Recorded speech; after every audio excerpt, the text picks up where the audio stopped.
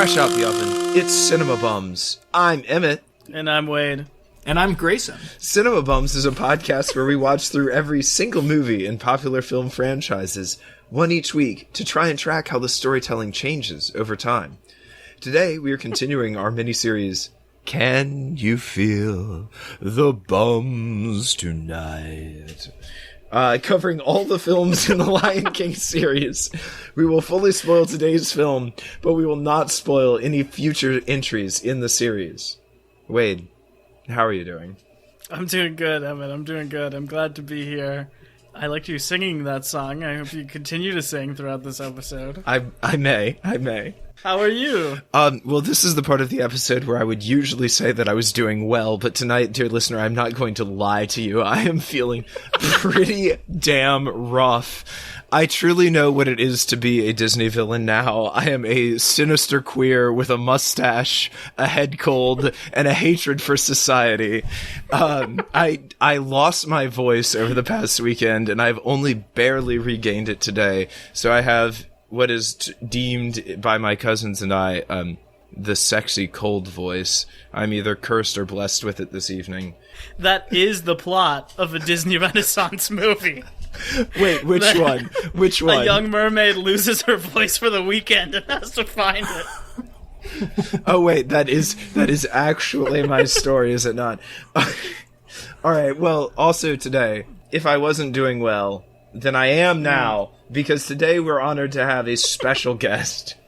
He's an actor, singer, escape room entrepreneur, and all-around musical man, perhaps best known to our audience for being cast in the upcoming live-action Tarzan remake as Phil Collins.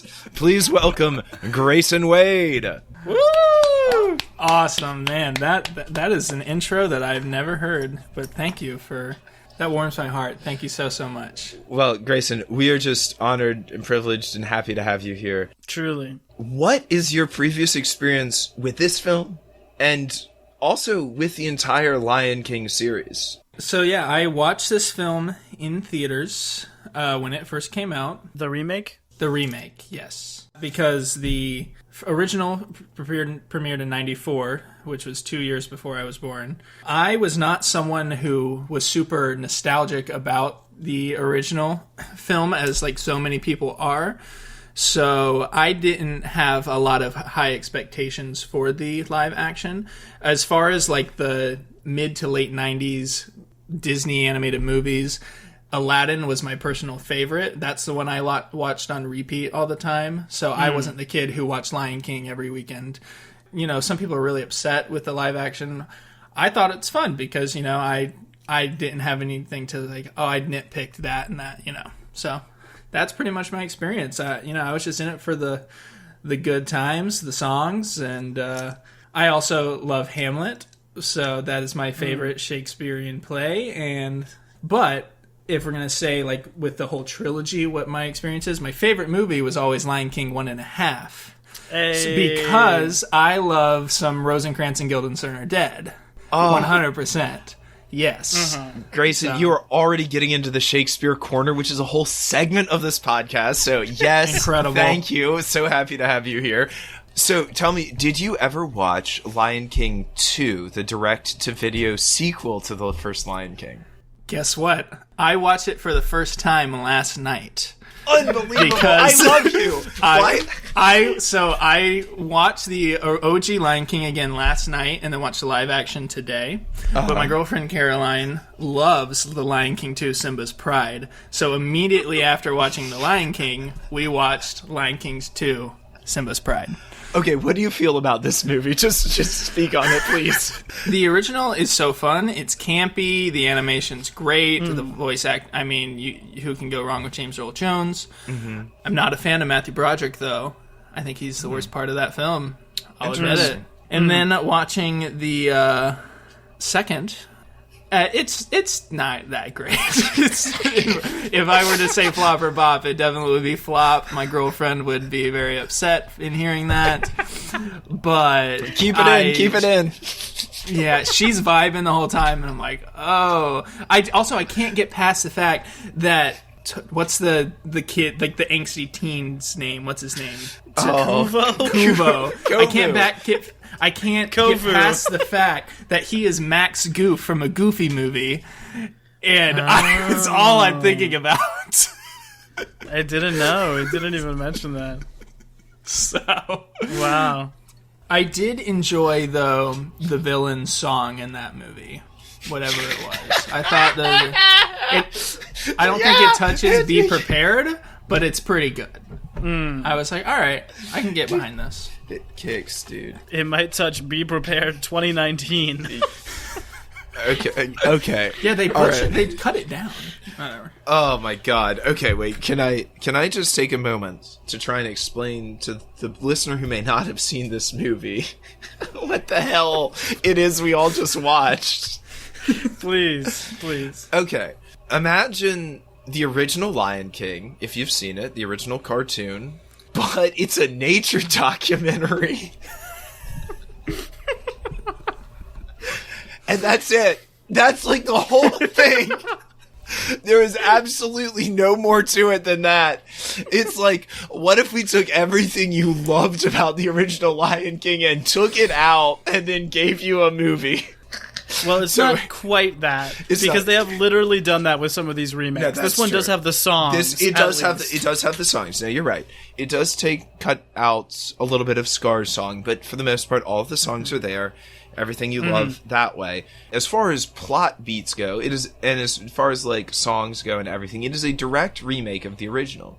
And yet, I believe that both of my fellows on here would agree with me in saying it somehow fails to live up to the grandeur of the original. Does it not? Can we speak on that? I think that there are some bad creative decisions made. But, like, it's baffling to me, right? Like, I'm confused as to why I don't like this movie. I don't hate this movie. I really don't. But that also goes back into, I don't look at the grandeur of the original because I don't have this emotional tie to the original. I enjoyed it for what it is, you know, the nature documentary that it is. I think that the History Channel did a great job with this movie. But I do appreciate the darker tones that it goes with, because the original is very morbid. Like, it is, but it's under this Disney cartoon facade that they can't be too dark. I appreciated how dark they allowed the live action to get. All good defenses, all fair. Wade, would you care to give us the quick stats on this film? This film was directed by Jon Favreau. Bless up. Responsible for a shocking amount of popular culture. He starts out as an actor in sort of Swingers in the 90s. Then he becomes a director. He directed Elf. He directed Iron Man, creating the Marvel Cinematic Universe. Directs The Jungle Book and this movie. He also plays Happy, Iron Man's butler in those movies, so you have seen him if you've watched the Iron Man or the Avengers movies. Isn't he like a big guy with a beard? Yeah, he's a big guy with a beard. He does the movie Chef, where he plays a food truck chef, and he looks like a food truck chef. I think he also has a Netflix show now where he just like makes grilled cheeses with celebrities and talks to them. That's awesome. And then he also creates and writes The Mandalorian. Oh, right. Oh, that little thing. He is a genius. He really is. He is like family director 101. You know what I mean? He's like, what does the like family zeitgeist want? Let me give it to them. Yeah, I feel like for as well known as he is, he maybe just still isn't like in the conversation as much as he should be for really like delivering all these huge pop culture monuments to the world. Mandalorian alone, my god, he's the new Joss Whedon without all the baggage. Yeah, there's some real similarities there. Speaking of true auteurs, this film was written by Jeff Nathanson, who wrote Rush Hour 2 and 3, Indiana Jones 4, and Pirates of the Caribbean 5. No. Okay, wait. Let me speak on this. This is the best film out of those. Let me speak on this man's Let me speak on two of the movies from this man's career real quick. Uh-huh. What else are you going to do with an Indiana Jones 4 or a Pirates of the Caribbean 5. The franchises are dead. They are deceased. You're asking him to be a Dr. Frankenstein, come back and, like, patch this thing together and give it a jolt of life. And my God, if you can fault the man for bringing extraterrestrials into Indiana Jones 4, or Javier Bardem into Pirates of the Caribbean 5, then I say, write me a better 4th and 5th Indiana Jones and Pirates of the Caribbean. That's all. There we go. We'll see what James Mangold has up his sleeve for a 5th Indiana Jones. We'll see where that one goes. Jeez. I'm sure this guy spent many sleepless nights on this script. I'm sure he really had a hard time figuring out how to change the original here. I also found out while researching it that he was attached to write. This may surpass The Lone Ranger as the most cursed film of all time. This film didn't get made, but it was in 2017. He was going to write it. It was going to be a Hugh Hefner biopic, directed by Brett Ratner of X-Men The Last Stand, starring Jared Leto as Hugh Hefner. No. Can you imagine? No. You know, timing is everything in Hollywood. There's no good time for that. Ever. Jared Leto would have had to really sleep with 5,000 women in order to play that part. Oh, God.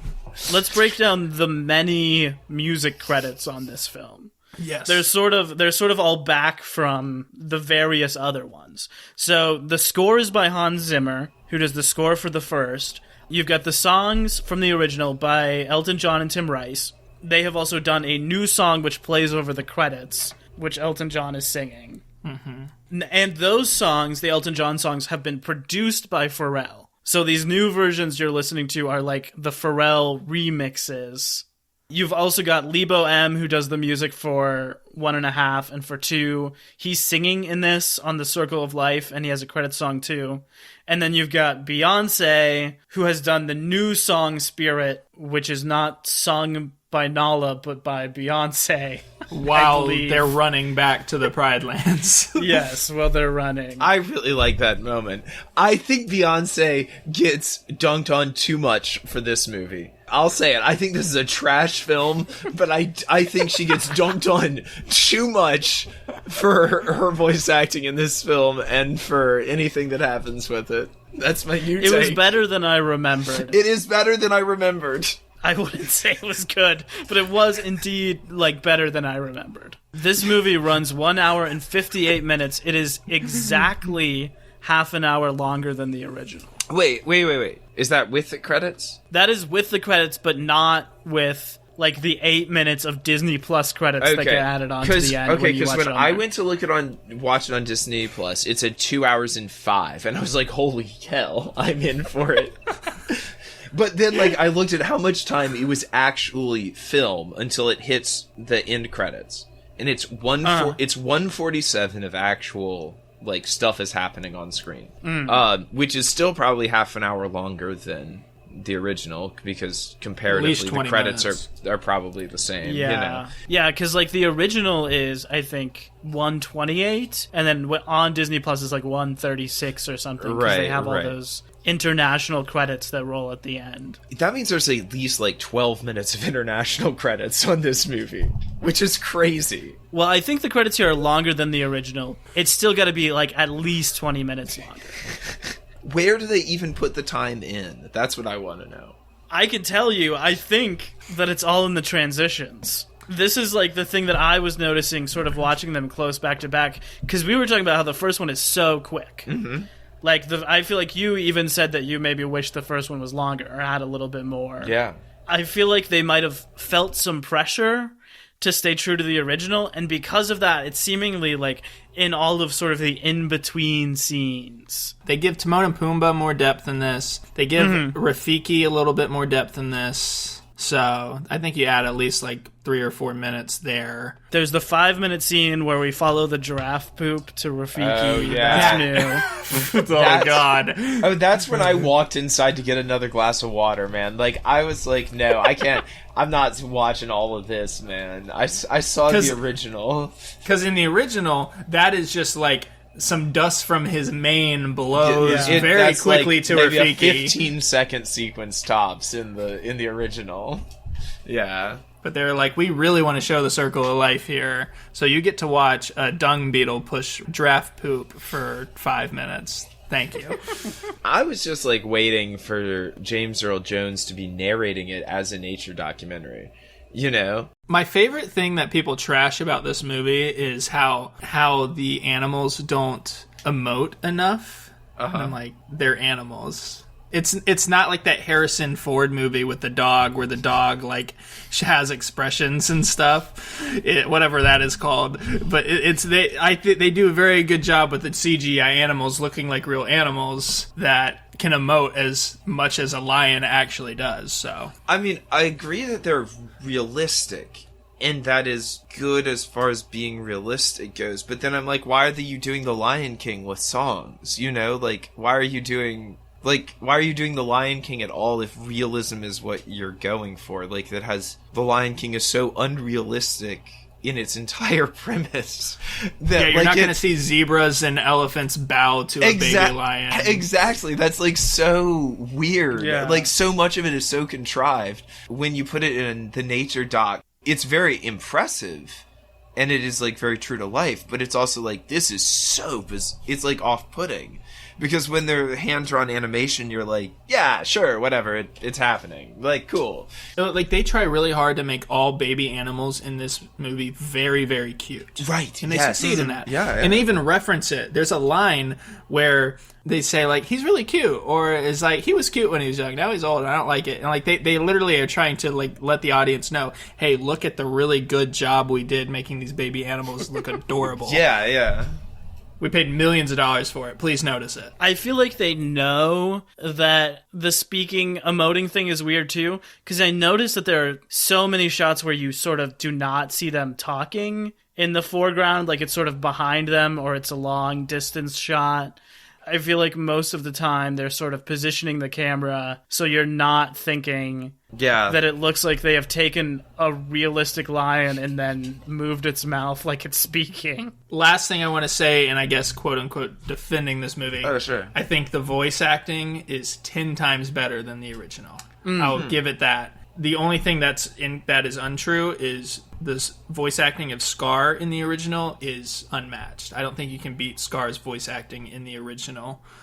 Everything else is fantastic. John Oliver? Ew, not a fan in the as the bird. It's just like seems too much. I like the script changes they give to him. Yeah. Like he's got some funny lines in this. Yes, I do agree. I just feel like he's doing like a community theater version of that character. Like I think I agree. The lines are probably better written, but I just think he is like doing it just a little too hard for it to quite work. For a beak that really can't emote at all. Exactly. So yes. Exactly. And that's also kind of how I feel about Timon and Pumbaa. Is I'm like, couldn't they have been just like a little bit like more exaggeratedly animated than the other animals? Because they are like more exaggerated characters than the other animals too. I feel like that's true in the original as well, that they're like even more like humans than the other animals do. And because they're kind of like your guide and you're like the audience's representative in that film. You know, in this, like, when he's always just here with his arms, like, tucked up at his sides, he can't do all the funny things that Timon does, where he's like, he can't do the hula, which is, like, when he doesn't do the hula, I wrote, no hula is homophobic.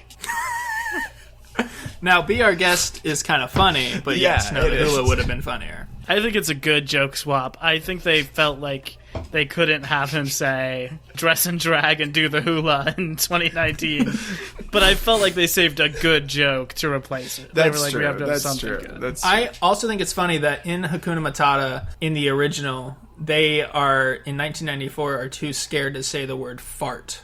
But they say it in this movie. I wrote that down. I was like, they said fart this time.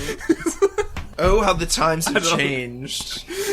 This film was released July 19th, 2019 by Walt Disney Studios Motion Pictures. And that is relevant because it is the live action label. It was not released through the animated studios label, and it is not considered one of Disney's animated films in their list that we read last week of like, this is the 33rd animated film or whatever. Now, here's my question. Did they actually build sets to point cameras at? Or do any, like, things, or, like, is every piece of scenery also CGI'd? Both. The answer is yes to both. Okay. So everything is CGI except for, and this was just like an Easter egg, the very first shot of the movie. Oh. The very first shot of the sun rising in Africa is real. They went to Africa and shot it. And they just wanted to see, like, can we put a live-action shot in the movie? Will anyone be able to tell? Everything else in the movie is entirely CGI. The answer is yes. So I could tell that was real. So it is an animated movie. Okay. It is an animated movie, but how they did it, which is pretty interesting, they didn't have, like, a team of animators doing it. They made it much more like how you make a video game than how you make an animated movie, which is that they sort of, like, digitally built the sets, they digitally built the characters and, like, programmed them to behave, rather than sort of animating them frame by frame like you do with an animated movie. So they can just, like, place them in.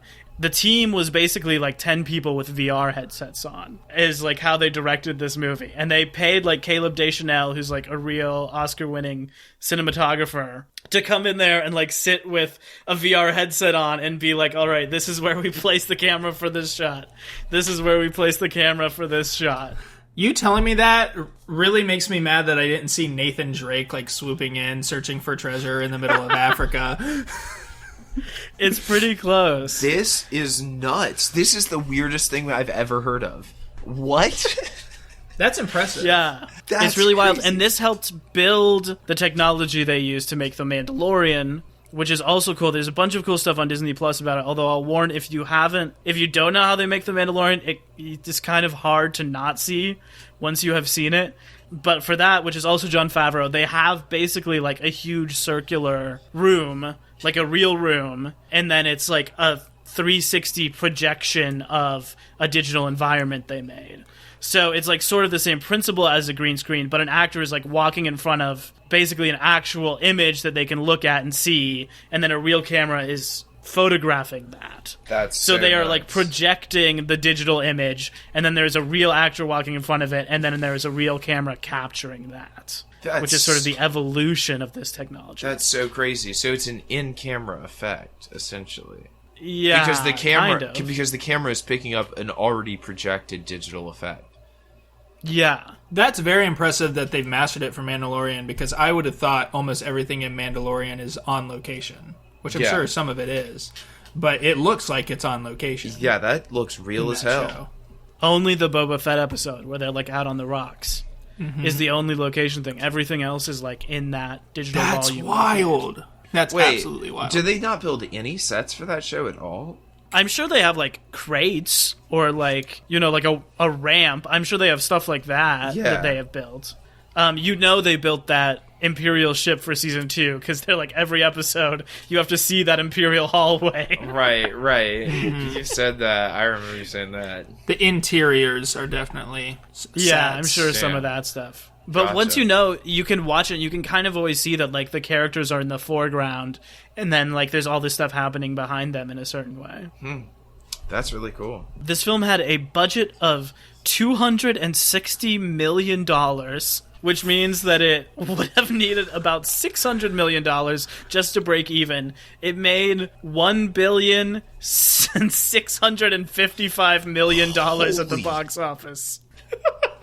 What the hell? Insane. That's People crazy. love The Lion King. That's just what goes to Yeah. show. People love this movie. I can't believe it. This film is tied with Tangled for the 12th most expensive movie ever made. In terms of grossing, it's the highest grossing animated film of all time. It's the second highest grossing film of 2019. Third is Frozen 2, which this makes a lot more than. Whoa. What's number one? Is it Avengers? Number one is Avengers Endgame. Damn. And this is the 7th highest grossing film of all time, the highest grossing movie we have ever covered on this podcast. Disney's outrageous. I also hope this is the highest grossing episode we ever do. Damn. I hope so too. Well, actually, no. If no, we just get a little piece of that pie. I hope future episodes make more money than this one does, honestly. And to wrap up these stats, it got mixed reviews. It has a 55 on Metacritic. My review quote is from Helen O'Hara of Empire, who writes, The Great Circle of Life has thrown up a gorgeous, star-studded story, but trading feeling for realism means we lose something of the original film's excellence. It is beautifully crafted and carefully conceived without ever entirely justifying its existence. As does all the live-action remakes. Yeah, we'll talk about those too. Yes. Oh, we will. Before we get into that, Grayson, I must ask you. The Lion King, the remake, the live-action Lollapalooza. Flop or bop? Probably be alone on this. But again, solely because I do not... Like that quote said, the excellence of the first one...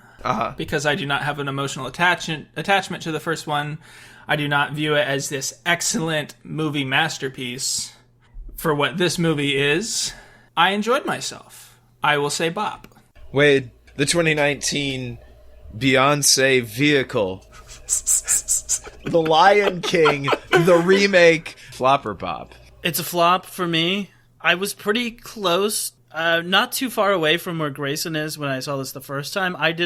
I liked this movie growing up, but it wasn't like my movie. My movie was Hercules of this era. And I remember watching this in theaters, having not seen the original in 10 plus years, and liking it.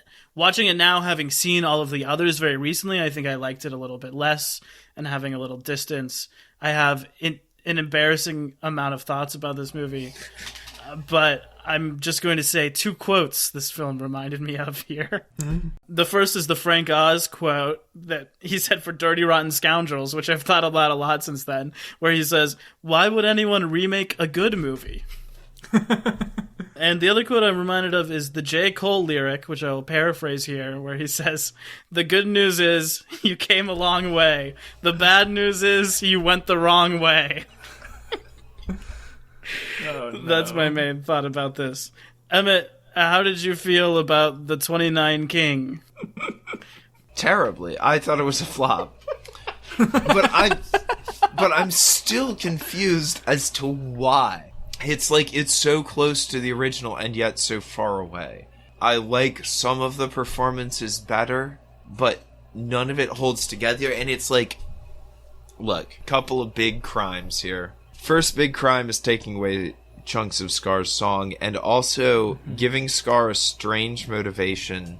It's a different Scar. It's a totally different Scar. The unqueering of Scar is a crime against this movie. I know they're trying to be less problematic, but I feel like they have actually made it worse. Scar has now no motivation whatsoever. No, his motivation is because he wants to sleep with Mufasa's wife. Yeah. Sarabi, but that doesn't make any sense, and you don't ever really get the sense of, like, what that danger actually is. And, like, here's a big problem. Here's a big problem with Joseph Campbell and the whole heroes myth, is it completely ignores the people who get left behind. While the hero's off on their exciting and interesting journey, in the middle part of all of that, the people who get left behind are real people who are actually, like, suffering under whatever this is. I feel like these movies do not deal with that and, like, get into that, because they're there for, like, 5 years with Scar as their king, you know? That's what I gotta say to you, old Joe Cam. Okay, I want to speak in defense of this movie, Scar, who I actually kind of like. I think it's kind of a smart move to do something totally different, because I don't think you would have gotten someone who could do Jeremy Irons as well as Jeremy Irons can. You know? I feel like he doesn't have motivation in the first, which doesn't bother me because he's fun and he's evil. But in this one, he has, like, a backstory that I feel is kind of succinctly told, that he, like, fought for control of the Pride with Mufasa, and Mufasa gave him the scar, and which is cool. He's not going to challenge him again. Yeah, like, I think all of that stuff is cool.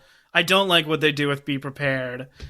I don't know if Chiwetel Ejiofor can't sing, but he kind of sings in it. So, like, why would you make it like a monologue and then he holds one line and then there's no song? One cool thing I thought about, like, the whole villain aspect. So in the original, they paint the hyenas. It's like just these 3 random hyenas. Two of them are really dumb, and there's one who's, like, not as dumb. This is like a leader of the hyenas. And it's like the hyenas and the lions have been at war, and that adds another layer to it. And they show much more of the hyena army before they take over the Pride Lands, which they do not do in the original, which I thought was kind of like a nice little addition, that there is a ultimate leader of the hyenas, not just they're all these helpless animals that need Scar to save them kind of thing. I think some of that stuff is taken from the Broadway musical, too. Some of the stuff I know with, like, Nala and the hyenas and with the mom is taken from the musical. I feel like, if anything, they've made it a little bit closer to Hamlet, with Scar sort of trying to romance That's true. Simba's mom. That's true. I love me some Hamlet, so that checks off a box for me. I also think that putting this in a more realistic color palette makes it harder to watch. It's like harder on the eyes, because in that bright, less varied, and less realistic color palette of the animation style, you can tell what's sky and what's mountain and what's rock that's right in front of you, because they shade them all very differently. And in this, it's more realistic, so like everything blends closer, and maybe it's because I'm just watching it on an old computer screen, but it was kind of difficult, and the lines kind of blend in with the background a lot in scenes, and like, well, that's cool, and like that's something you'd see in a nature documentary. But like in the original Lion King, everything is very distinct, and there's like very clean lines. Very clean lions. They didn't get their lines crossed. Here's 3 things that I think would have been better than this movie. Okay.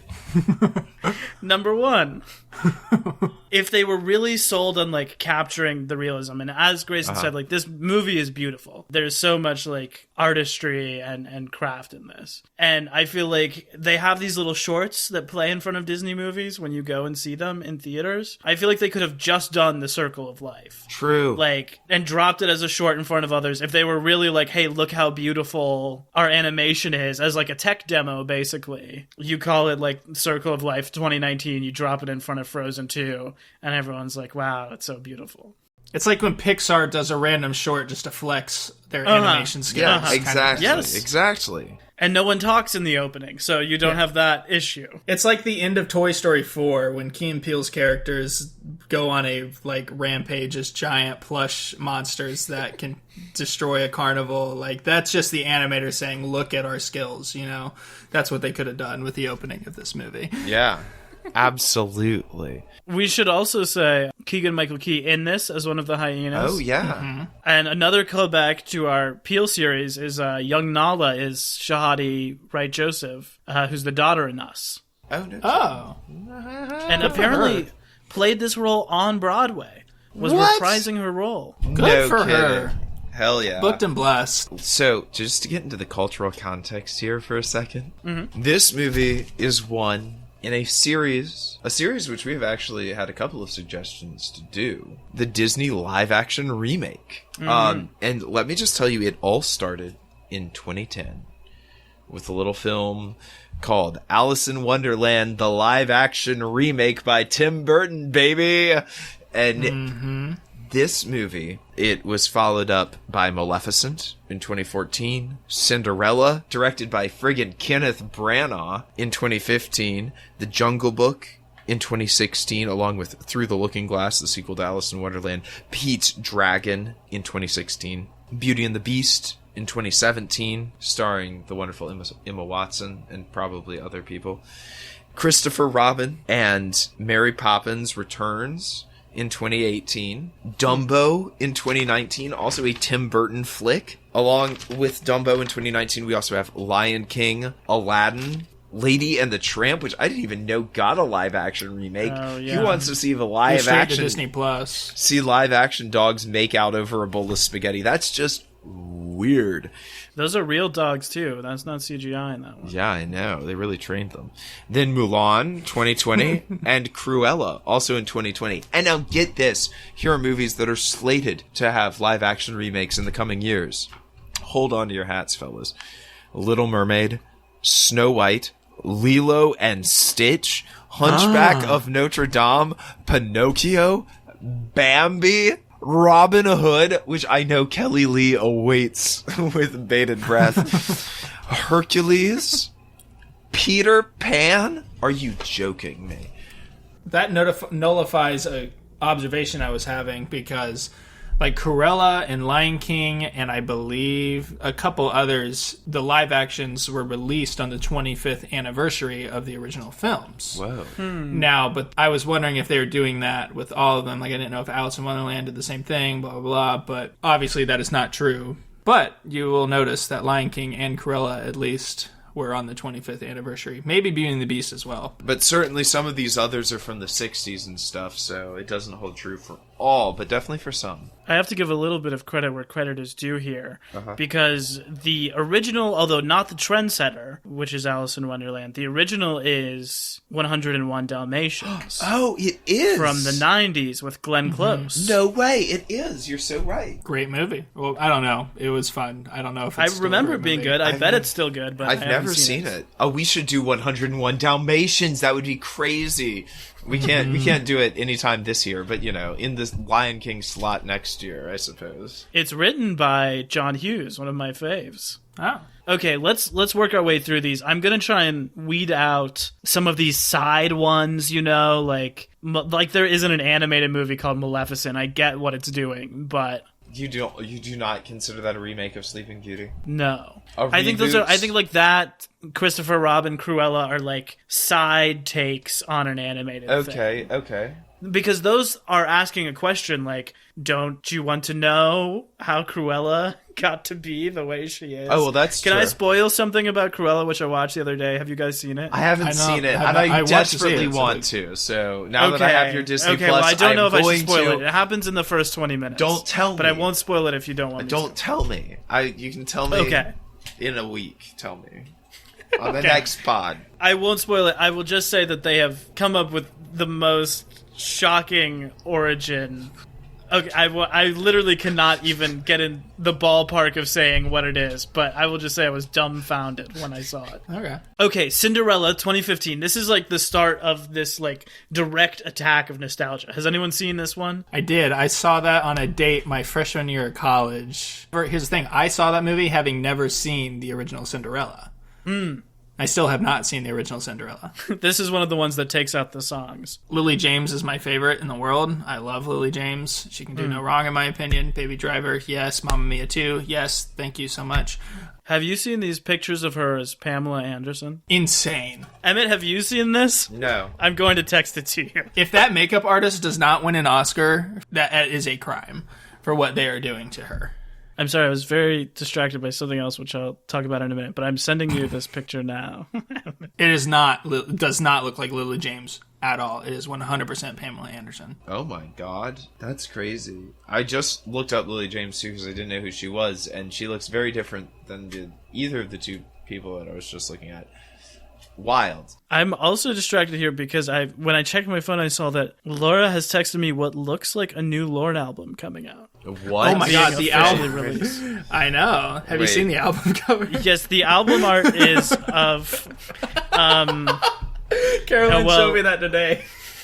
It is. Did this come out a while ago? Because I feel like I would have been on the up and up about Lorde. It is an underneath shot of her nude on a beach, it appears. What? It is just her naked butt, and it says solar power arriving in 2021. Sorry, very distracted at the moment. I'm also sending this to you, Emmett. Damn, bro. There you go. Yeah, I think we're gonna have to cut about 5 minutes of this.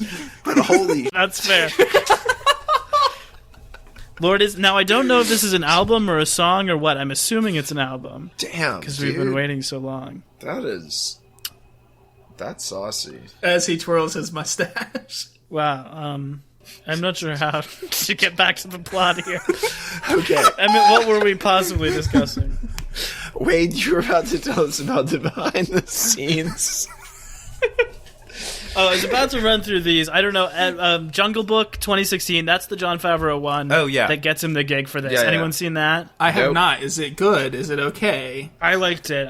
That's my fave of the ones I've seen, I would say. Okay. Has anyone seen Aladdin? Yes, strong opinions about Aladdin because Aladdin was my favorite movie growing up. Right. I think Will Smith did as good of a job as he could as a genie. Like, I enjoyed him. I think he was actually my favorite part of that movie. And Prince Ali is a total bop in that film. Just the dancing, the music, the sets, it is just outrageous. It's so good.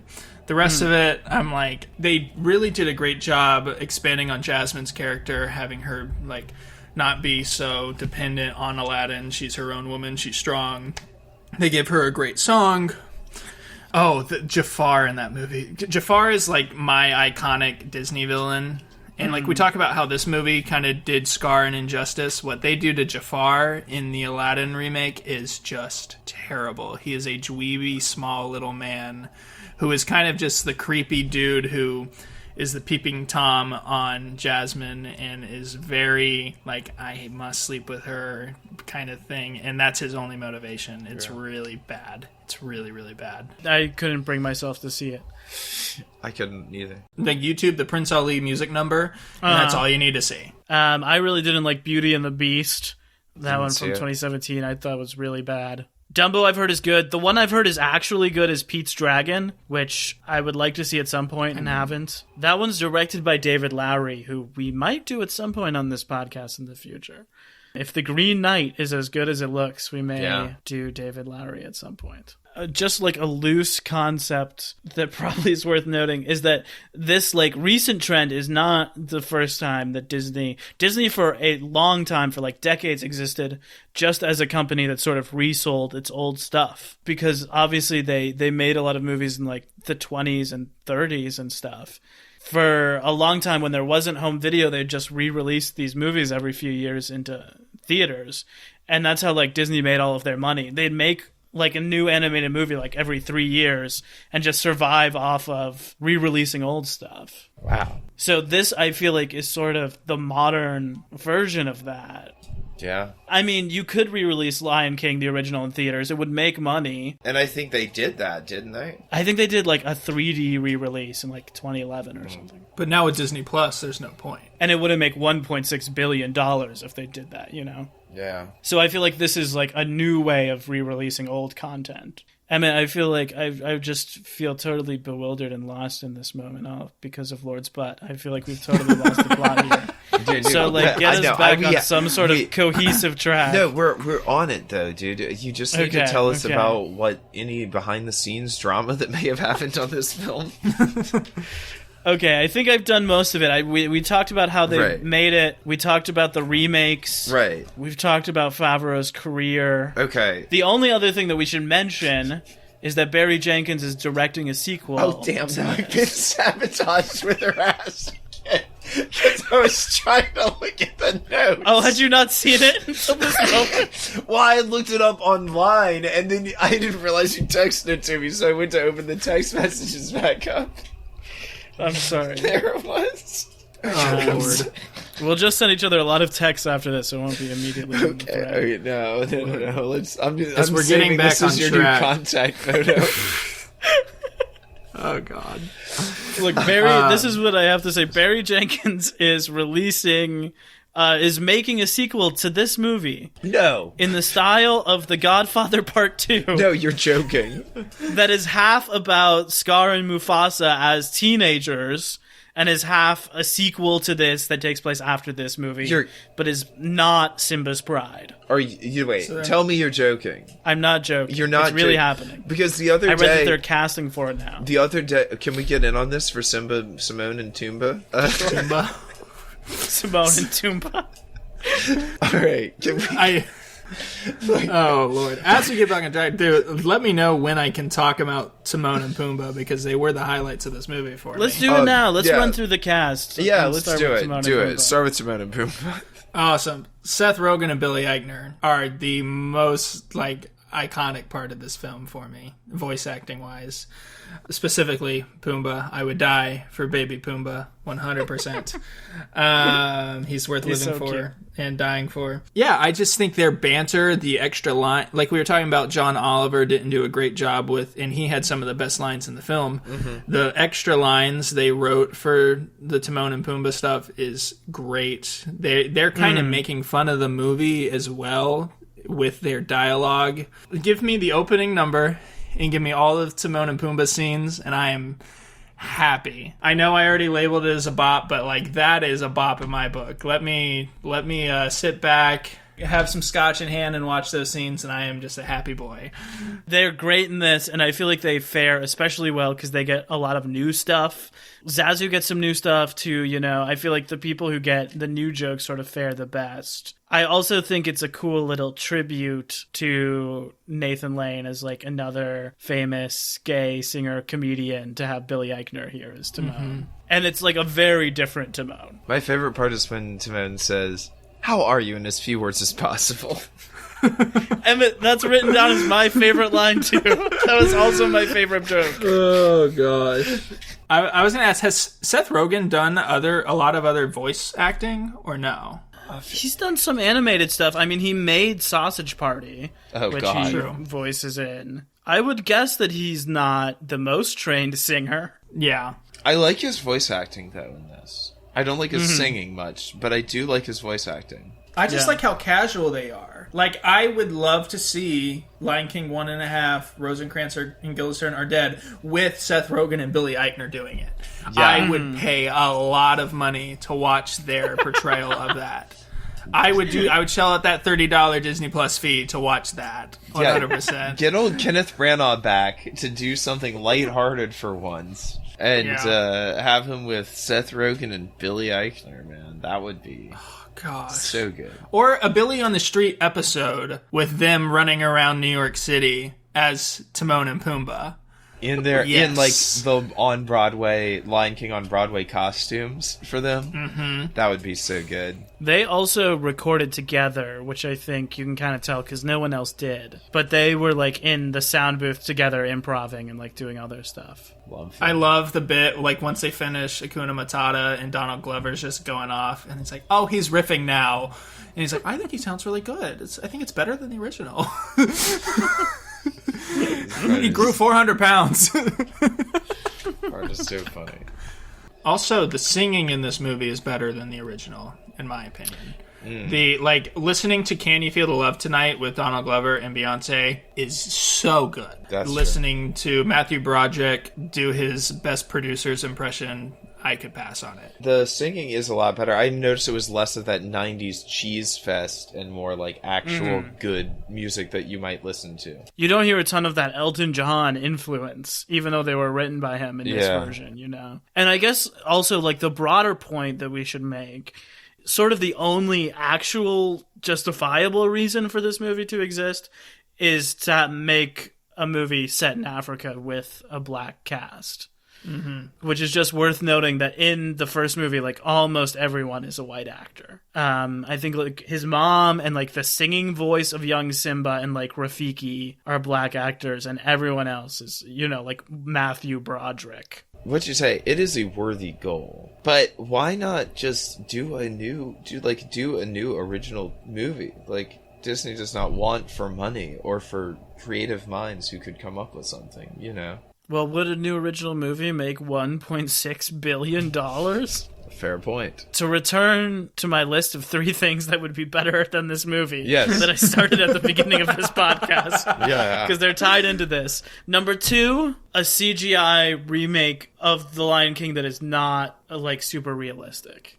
Because I feel like that is sort of the original sin of this. That's really my only big problem with this movie, is just that like I think it's... Like, when you're tying yourself to they've got to behave like real animals, then you're sort of taking the fun out of it. Much less opportunity for drama and, like, pushing the medium forward, you know? I feel like it's in the uncanny valley. In, like, a weird... you know? And it's just, like, it's always gonna not quite be right. And here's the thing. We know in 30 years the original will look good, and we know in 30 years that this won't. Yeah. I mean, and this is live-action CGI hybrids. This will probably do better than those, since it's all CGI. But, like, it is now getting to the point where when I watch, like, 2016, 2017 movies, I can start to tell that the CGI looks weird when it didn't at the time. Like when I was watching Spider-Man Homecoming a couple of months ago, I was like, oh, I kind of noticed this in a way I didn't before. You know that's true of movies like before 2010. You're like, ooh. Oh, yeah. But this is the thing, too, like, just give it a cool art style. Like, that's why Wind Waker looks so much better than Twilight Princess today. Yeah. Even though it was, like, made fun of at the time for being cartoony instead of realistic. Yeah, it's like it holds now up. Twilight Princess doesn't look realistic. It looks grainy as all hell. So Yeah. that's number 2. And number 3, and what I think would be the best possible outcome, is just do a live reading of the original Lion King script with this cast. Oh, yeah. Yeah. Like, that's really all you need. I know that wouldn't make $1.6 billion, but like that, I feel like is like this cast is incredible, and having them do the Lion King, they're all great casting, and like I just would rather see that or have them revoice the original. Like, I don't know, I feel like that's better than mixing like a Nat Geo take with this cast. Grayson, who is your MVP OTS, your most valuable player other than Simba? Well, obviously, you know, me talking so much about Timon and Pumbaa, it's got to be one of them. Yeah. I ultimately land on Pumbaa because Timon's also kind of a jerk to Pumbaa. You know, he like throws him under the bus multiple times in this film. I love that Pumbaa is, you know, he is not equipped to be a fighter at all. He just wants to eat his grubs and chill out and, you know, live his life, do him, as he says. I love that in the end he turns into this kind of anti-bullying hero when he gets called chubby. And he says, I'm scared of hyenas, but I'm never scared to fight a bully. I think that, as cliche as it is, I think it is a very good moment for that character. And you're like, all right, so I can get behind this. So, yeah, I will definitely go with Pumbaa as kind of the most valuable player because he doesn't always have the smartest thing to say, but he's a friend who is there no matter what, and he's going to help out his buddy. And he makes himself life bait, you know? Like, who does that? Just to help out the cause. Truly. Do you think the anti-bullying message is better than "They Call Me Mr. Pig"? Yes, it is better. It is better than Mr. Pig. Yes, way better. Wade, who is your MVP OTS? Well, I really like Timon and Zazu, as I mentioned, but my MVP is John Connie, the great South African playwright who is King T'Chaka, Black Panther's dad in Civil War, and he plays Rafiki here. Whoa. I think he's really good. I feel like that's a hard role to capture from the original, especially when you're sort of doing it a little more realistic, but I like all of the cutaways to him, and I think his scene with Simba like is just really good. And it's hard because you've already got Mufasa bringing that sort of gravitas, like in terms of you're thinking like an older actor who's leaving a big impression. Like that's sort of Mufasa's role, and so I think John Connie brings like a different sort of like respectable elder legacy to the film that ends up being sort of what Simba needs a little bit more than just like his father was at the time, you know? Yeah. So I really like the stuff he did. Emmett, who's your MVP? You know, honestly, you've made it pretty easy for me because the only person that I ever laugh at in this movie is Timon. And so it's gonna be Billy Eichner as Timon. I think he has a couple of good lines in this. I do wish he was animated more as an animal. Now we have come to our segment on the favorite song. Grayson, what was your favorite song in this film? So I watched it for the first time in 2019, and at that point I thought it was... I remember thinking, I Can't Wait to Be King was great. Like, oh, they did such a good job remaking it, and I remember telling my girlfriend Caroline, I'm like, oh, you've got to check this out. This scene is so good. And I remember watching it again today, and I was like, oh, it's no better than the original. I Can't Wait to Be King. And it then changed to Can You Feel the Love Tonight? Just, I think that Donald Glover and Beyonce are unmatched vocally. That key change hits you like a ton of bricks, and it's fantastic. So, favorite song is definitely Can You Feel the Love Tonight? It does sound incredible. We've got to sort of mention that it's like, Can You Feel the Love This Afternoon? Because it isn't exactly dark when they do sing it. It's sort of like 3 p.m. It looks like. It's the best time to fall in love. What are you talking about, Wade? A real 9 in the afternoon situation. Who am I to argue? Emmett? I liked a song in this. I really... Did you watch this movie? Yes, I liked a song in this movie. It was good, and they sang it. Thank you. I really liked I Just Can't Wait to Be King. I thought that was fun. The baby animals are adorable. The baby animals are really cute. I did think about Baby that. hippos. I was like, all these baby animals are real cute. That's the only good part of this new animation style is all of the very adorable baby animals. And then I was like, wait, why isn't this just being narrated by an Attenborough without all of these singing animals in it? You know, it's very strange. Yeah, animals like, don't going back to sing. Wait, like, okay, wait. But Grayson, I just saw this movie and the craziest thing happened. There were these animals and they were talking. What's up? Well, I Just Can't Wait to Be King, which is my favorite in the original. They do it justice here. But my favorite in this one is The Lion Sleeps Tonight. Ooh. It's that very fun, very weird moment where it feels like they're sort of just like grooving for a little bit. They're like, yeah, just put the rest of it on pause and let's have a little fun. I like the singing aardvark in that. That's fun. Billy Eichner, kind of a good singer, a better singer than I expected. Yeah, wasn't he like trying to be a Broadway star and then he found his niche with his comedy show or something? I have no idea. I remember reading he was an usher at The Lion King on Broadway. Full circle of life. All right, y'all. It is time for the quiz. A thing that I this week have put entirely too much work into. Hell yeah. Prepare for my magnum opus. It is the main event. And this evening, I'm inspired by Beyonce. We are talking tonight about other famous vocalists who have had film careers also. Okay. Okay. All right. And I might I'm going be to okay at this. I'm going to tell you the name of a famous vocalist, and then I'm going to tell you the name of 3 movies that all came out in the same year, and you're going to tell me which one of those 3 movies this vocalist was in. And it's going to kick some ass, dude. Buckle up. All right, we're starting off with Cher. There's so many. And I will narrow this down for you. The year is 1999. The movies are The Talented Mr. Ripley, Tea with Mussolini, Girl Interrupted. I don't think it's Mr. Ripley, but I had no idea. I don't think it's Girl Interrupted. I'm pretty sure that's more of an indie one. So let's say the other one. Yeah, I don't know. I've heard of Mr. Ripley and I don't know why. Mr. Ripley's the Matt Damon one, right? I can neither confirm nor deny that, not because I'm being shifty, I just straight up don't know. Let's say Tea with Mussolini would be my guess. Yeah, I'll go there too. You are in fact correct. It is a semi-autobiographical film by Franco M.F. Zeffirelli, my guys. Okay. Good job, Wade. Teamwork. All right, next vocalist on this list. Tina Turner. Okay. The film that she's perhaps better known than any of the ones on this list would be Mad Max Beyond Thunderdome. But that would have been too easy of a choice for this game. So I'll tell you, from 1993, was she in Robin Hood Men in Tights, A Perfect World, or Last Action Hero? Oh my god.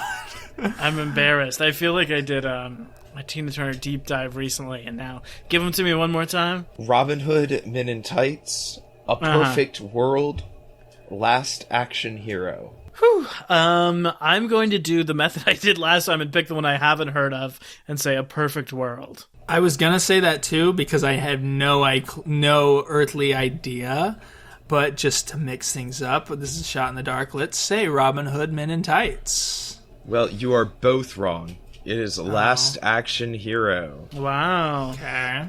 Next up, it is Rihanna. The year is 2012. Okay. The films are Battleship, Red Dawn, Dread.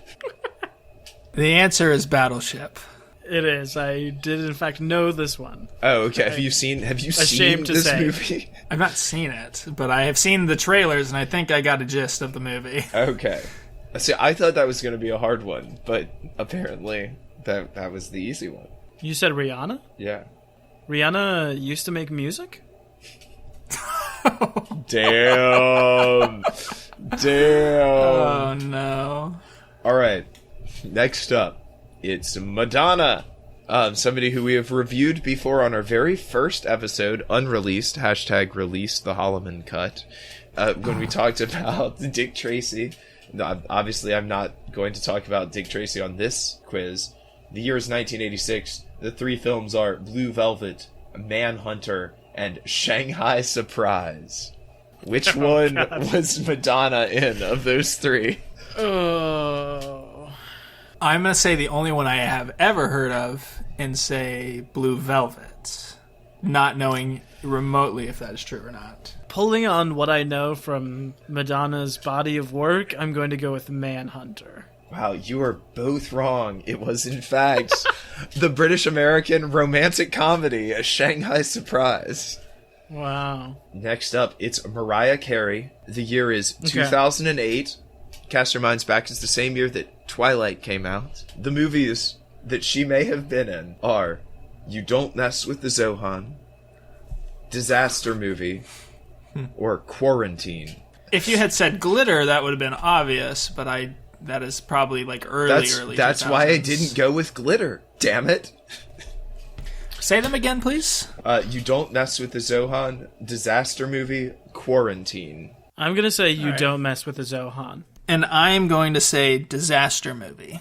And it is Wade who is correct. She's in... That's the Adam Sandler movie? It is, in fact, the Adam Sandler movie where he does push-ups with his tongue. Ugh, the mind reels.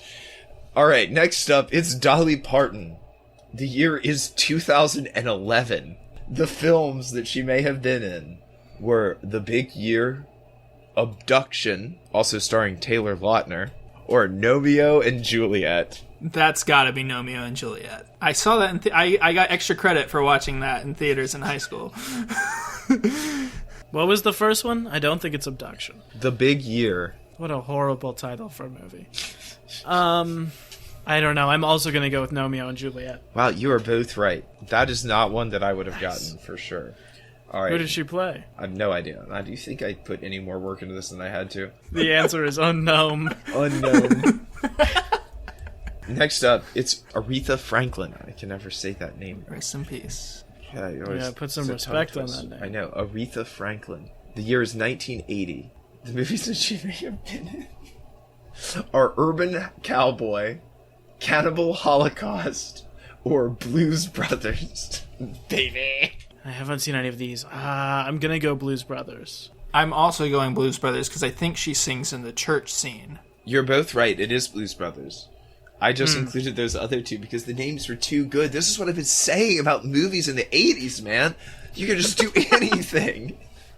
You just come up with two words, slam them next to each other, and then, like, we're gonna write something about this. Urban Cowboy, Cannibal Holocaust. My God, the options are limitless. Alright, next up, it's Whitney Houston. The year is 1996. The movies are The Preacher's Wife, Muppet Treasure Island, and Space Jam. Wow, you really got me good here. Muppet Treasure Island. I will also be going with Muppet Treasure Island because it sounds like something she'd do. You're both wrong. It is The Preacher's Wife. All right. I knew it wasn't Space Jam. Coming into the final two. I have no idea what the score is, so I hope you've been keeping track of how many got right. Wade's got 3, I've got 2, I think. Nice. Wow, Good. that's impressive. It's Courtney Love. The year is, once again, 1999.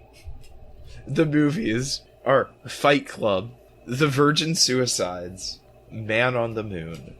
Energy-wise, most similar to Fight Club by a lot. That's also the only one I've seen here, and I was too young to have known who Courtney Love was at the time. But it's hard to think of who she would have played, because there aren't many female characters in that. I'm going to go with Man on the Moon. That's what I was going to go with, but just to see if I can level the score, I will go with Fight Club. Wade, you're correct with Man on the Moon. Finally, the actress is Jennifer Hudson. The year is 2015. The films... Okay. Yeah, I'm not doing Cats, dude. I thought you were going to do Dreamgirls. The movies are Focus, Sicario, Chirac. I'm going to say Focus, I believe. Yeah, Focus. This is truly embarrassing because I've seen Focus and Chirac. I haven't seen Sicario. I can't imagine we would ever have much to say about Denis Villeneuve on this podcast. No, never. I'm gonna say Chirac. Wade, you have won the game. Wow. It was, in fact, Chirac. And that clinches, I believe, the whole game for you. Congratulations. As we wrap that up, Grayson, did you have any final thoughts about this film that you would like to impart to the listener? Yeah, like I said, way better than I expected it to be, with, very little expectations going in. Reason for giving it a bop. I enjoyed myself. I think it is a beautifully crafted film. It, yes, has a lot of faults, and it did not need to be made. It was not something that needed to be done, and I will not spend time watching it just for fun, I don't think, anymore. But I am thankful it exists. Wade, final thoughts? I've got 4 very quick ones. First, I'd like to apologize for being so embarrassingly distracted by Lord's butt this episode. I'd like to say that Lord is my favorite musical artist, and I've spent most of the last 4 years imagining when her record would drop, so I was very excited and for it to be accompanied by such an image. Number 2, I think there is a little visual reference to Star Wars in here when the little Simba and Nala are entering the elephant's graveyard. There's a very specific shot that I think is the same shot as the one in Star Wars A New Hope where you see it from R2's eyes in the Tusken Raider scene when R2 is hiding and pretending to be a rock and Luke is looking for him and you kind of see him looking around. I think that little scene sort of looks a lot like the Tusken Raider waiting scene, and if it was anyone else I wouldn't say anything, but with knowing Favreau did The Mandalorian after this, I feel like he might have dropped that little thing in for him. I'd also like to say I don't think the score in this is very good. I think it's real diminishing returns for Hans Zimmer. I think they honestly should have gotten Ludwig, who did Mandalorian and Black Panther. I think you could have had some fresh blood there. And lastly, I would just like to say, Lions, attack. Emmett, final thoughts? This movie was just made to make money. It's egregious. But that's it. My concluding statements. And Grayson, may I ask you where the people might find your voice, find any projects that you are currently working on or would like to plug? Yeah, you can follow me on Twitter at Grayson_Wade. Grayson is spelled with an E, not an A. Same for Instagram and all that. I'm not an avid poster, but an avid follower. And I am on a new career venture being a escape room connoisseur. So hope to see you guys in the future at some future escape rooms for sure. That's awesome. I'm very excited to come and do a Lion King themed escape room, but off-brand. Bro, speaking of themes escape rooms, our company just partnered with Nickelodeon and we're doing a Rugrats themed escape room. Whoa, that's way cooler. That's so much cooler. Gotta check that out. I think it's opening in Vegas. Well, thanks so much for being here, Grayson. It was a true delight. This was a blast. I mean, since y'all started your podcast, I was like, I gotta be on this 100%. So thank you guys for having me. So good to have 2 Wades in one episode, really. 2 Wades. After spending all that time with Emmett, 2 Emmets in the Twilight series. Oh, yeah. Glad to have another Wade here. It's been lovely. Love you guys. Bye.